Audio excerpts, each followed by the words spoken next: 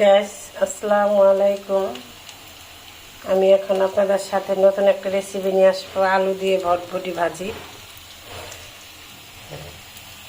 পেঁয়াজটা ভাজা ভাজা হয়, তার মধ্যে অল্প একটু হলুদের গুঁড়ো দিয়ে দিব, বেশি না অল্প।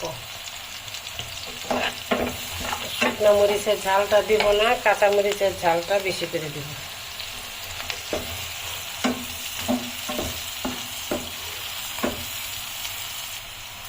পেঁয়াজটা ভাজা হয়ে গেছে, এখন আমি আলুটা দিয়ে দিব, আলু আর ভটভটি।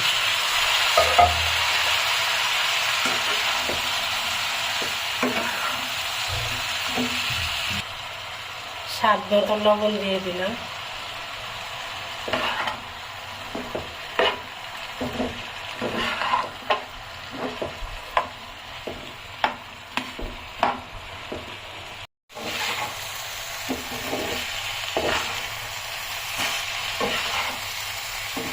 গ্যাস আমার ভটভটি আর আলু ভাজিটা হয়ে গেছে।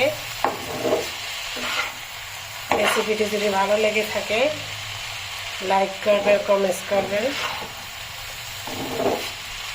ভালো থাকেন, আল্লাহ হাফেজ।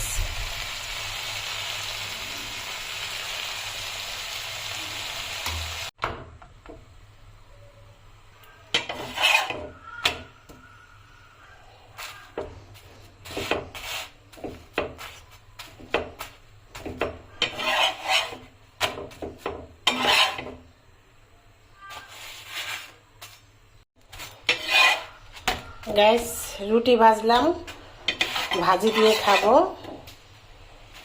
সকালের নাস্তা। ভাজি নিয়ে নিলাম রুটি দিয়ে খাওয়ার জন্য, 2টা রুটি নিলাম,